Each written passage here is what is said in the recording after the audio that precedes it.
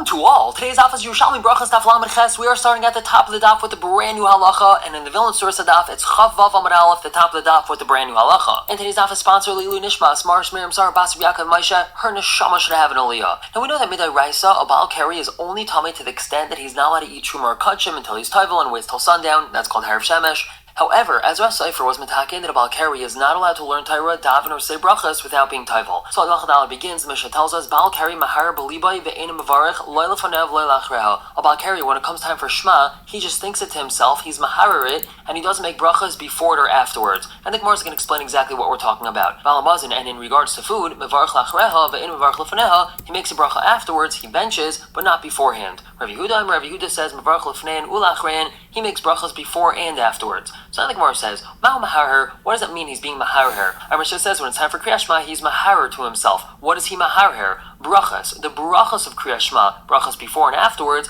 that he's maharer, he just thinks them to himself. However, Kriyas Shema itself, since it's a dairaisa, he has to verbalize, he has to actually speak out the words of Kriyas Shema. And the same thing is with benching. Since benching is a dairaisa, he's going to verbalize the words of benching, even though he's a Baal Keri, whereas brachas before food, since those are derabanan, he's just going to think them to himself. Now the Gemara tells us Masnisa, the Tanakam of our Mishnah, talking b'makom she'ein mayim, where there's no water for this Baal Keri to be toivel in.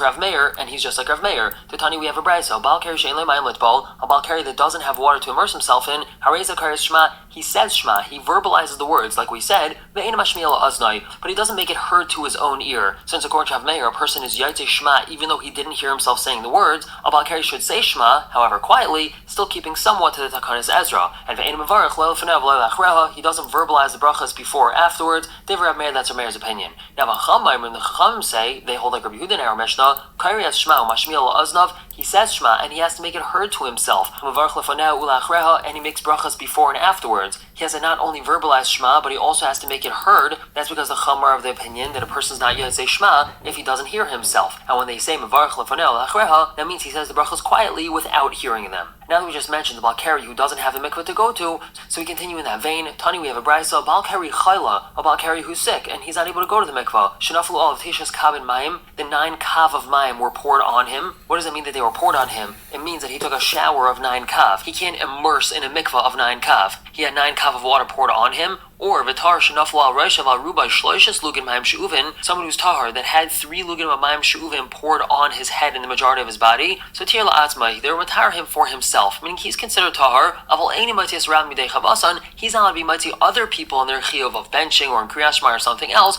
Actually, Yavei Bar Baim Sa until he's toivel in 40 sa. Now let's just explain this halacha. We know that when a person goes to the mikvah, it has to be in 40 sa. And the same thing with Takanas Ezra, a person has to immerse in 40 sa. Let's say this person is not able to immerse in 40 sa because he's sick. So he can have 9 kavim of water poured on him. He's considered tar to the extent that he's allowed to make brachas and he's allowed to say Shema and so on. However, he's not tar to the extent that he's able to be mitzi other people. For that, he has to be toivel in 40 sa. And a similar halacha regarding someone who's a Baal Keri who went to the mikvah, and when he came out of the mikvah, he had 3 lugin of mayim she'uvim poured on him. What's mayim she'uvim? That literally means drawn water. It just means water that was in a kli. Mayim she'uvim is not kosher mikvah water. So after he went to the mikvah, he had this water poured on him. That takes away his status of tahara that he just got by going to the mikvah, but only to the extent that he can't be mighty other people in their chiyuv. He is for his own purposes considered tahar. Now just talking about this last gzera for a moment, why did they make this gzera that if a person went to the mikvah and then came out and had 3 lugan of mayim shuvim poured on him, he's considered tamei? And that's because people would immerse in dirty mikvahs and then wash themselves off afterwards. And then people began to think that it was the shower after the mikvah which affected tahara and not the mikvah itself. So that's why the Chum were geyser that one that immersed in a mikvah who had 3 lugan of mayim shuvim poured on him was tamei. Now the Gemara Lamed Ches based on the top continues talking about Takanas Ezra. The Brachot tells us Rabbi Yehuda says, Arbaim sa mikol makayim. This Takanas Ezra that a Baal Keri has to be toivel in 40 sa. That 40 sa could be any sort of 40 sa.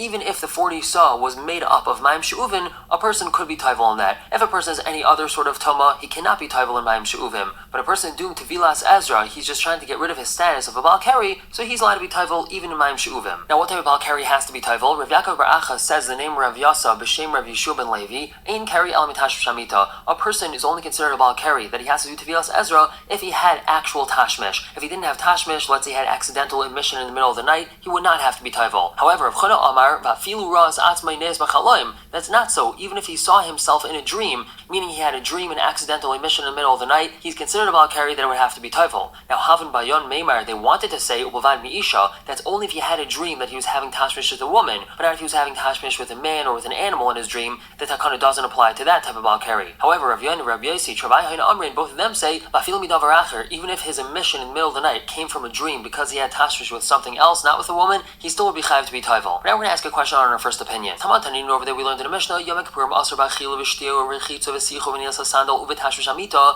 On Yom Kippur, a person is not allowed to eat or drink or wash themselves, anoint themselves, wear shoes, or have Tashmish Amita. B'Tani Allah, was taught on that Bali Karyon Toivel and Kedarkan B'Tzina B'Yom Kippurim, that a Baal Keri could be Toivel like regular in private on Yom Kippur.